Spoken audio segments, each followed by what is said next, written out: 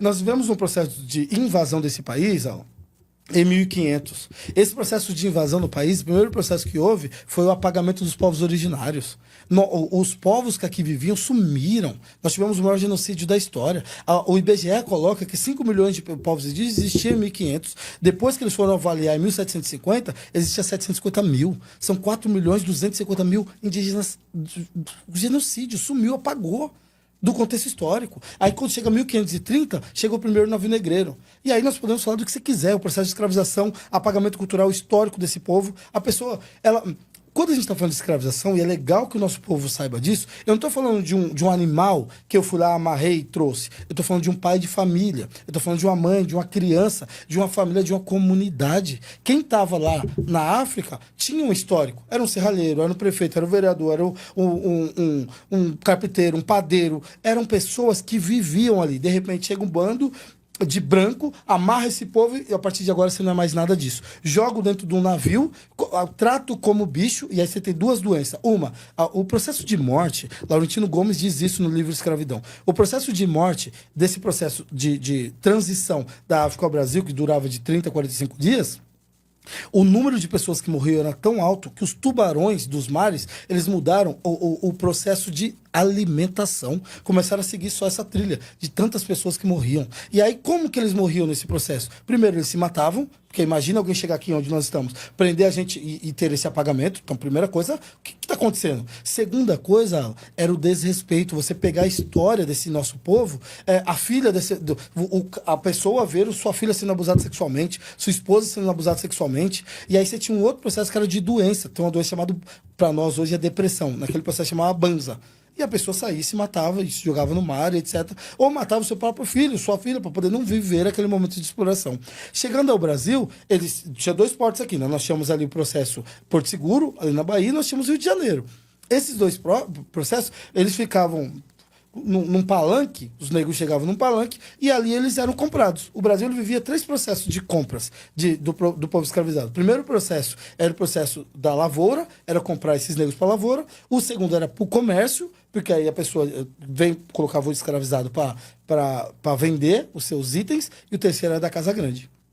Então, muitas vezes a gente vê quantos negros não se enxergam negros. Quantos negros? Se você pegar um livro, o filme, Django Livre, onde o negro da Casa Grande, ele defende o patrão de um incidente. Tá maluco?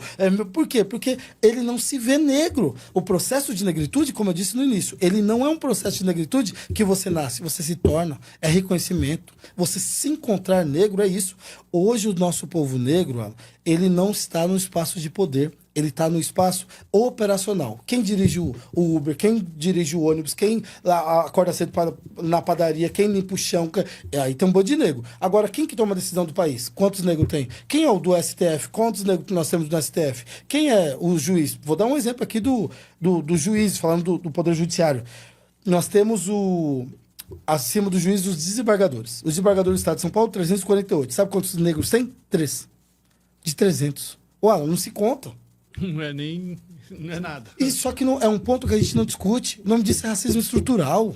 E como mudar essa realidade? Eu acho que... Com estudo, Alan. A única forma que a gente vai conseguir fazer para poder enfrentar o racista, a única forma, primeiro é o processo de educação. Você tem que dar a educação. Olha, isso é crime, isso é educação. Quando a gente abre a nossa mente, entende isso, a gente começa a ter um outro patamar. Segundo, o racista que quer ser racista, que é o nazista que quer ser nazista, o criminoso que quer ser criminoso, precisa ir pra cadeia.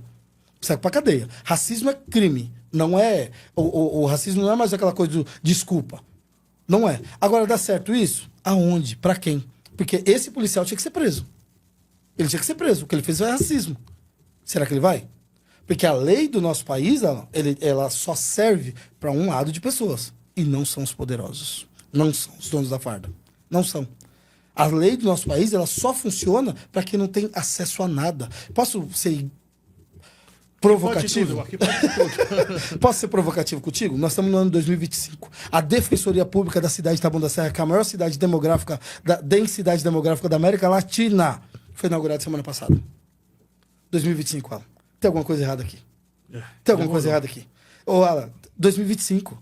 Eu não estou falando de 1800, não. 1888, quando existiu o processo de assinatura de Lei Áurea, que inclusive é uma mentira absurda. Ali era, tipo, o jogo tá perdido pros os racistas, para as pessoas que tinham escravos, e eles meio que tentaram falar assim, ó, a gente tá fazendo a parte boa. Mas foi um enfrentamento. Sim, sim. Não, Sabe qual é o número de pessoas que nós tivemos, o número de pessoas escravizadas em 1888? 7%. 93% era livre. Sabe por que já estava livre? Porque existia o processo de luta abolicionista. O próprio Luiz Gama, que lutava pelo processo jurídico, ou os Zumbi dos Palmares, luta armada, quilombos. A resistência era muito maior. Eles não fizeram isso porque tô fazendo nada, eu vou assinar só. A Princesa Isabel acordou, tomou os dias hoje. Vou assinar que eu não quero preto perto de mim, não. Não, ela não fez isso. Ela se sentiu tão pressionada porque o Brasil foi o último país da América Latina a assinar a Lei Áurea. Não existia. E antes disso, já que você me permite falar bastante, nós tivemos um processo aqui de uma lei, 1950, que proibia, 1930, proibia pretos em escola. Não podia. Preto em escola, não pode. Não pode. E é por isso que hoje nós não temos preto que está no poder. Porque não podia estudar, não podia ter acesso. Aí depois nós tivemos a lei que proibia terras. Não pode ter terra, esse povo preto não pode ter terra. Por isso que a maioria é tudo marginal. Quando eu chamo de marginal, não é criminoso, é quem vive às margens da sociedade. Esses que vivem à margem, por isso que existe a favela. A favelização existiu desse processo. Pegaram o povo, liberaram em 1888 e falaram, some pra onde? O problema do nosso povo não foi dia 13 de maio, foi dia 14. Porque dia 13 de maio a gente comemorou. E dia 14? Vou pra onde? Fazer o quê? Com quem? Aí você tem outro processo, que é o processo de ressarcimento. Sabe para quem? Isso? Os brancos. Ai, me permite.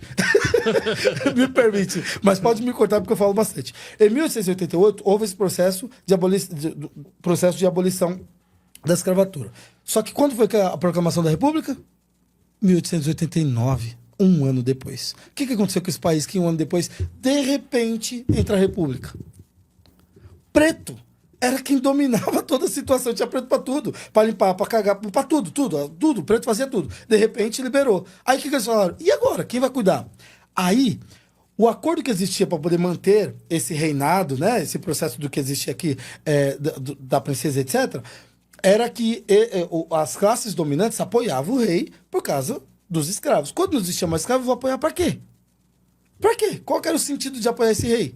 Então, daí, eles pediram ressarcimento à coroa. Eu quero dinheiro, já que eu não tenho mais escravo, o que eu vou fazer agora da minha vida sem escravo? Porque quem pediu dinheiro foram os brancos e não os negros, que quem sofreu todo esse processo.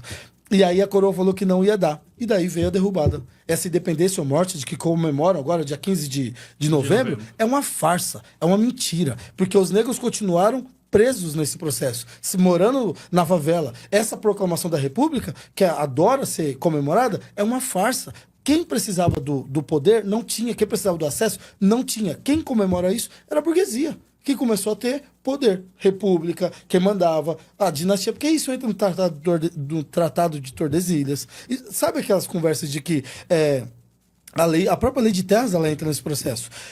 A primeira lei de cotas desse país foi para o povo asiático, foi para os imigrantes, os italianos. Venham para o Brasil, 1909. Venham para o Brasil construir. Aqui você vai ter terra. Essa era a lei. Aqui você vai ter terra e vai ter comida. E tiveram. E o bando de preto que aqui construiu esse país durante 350 anos não teve nada. Quando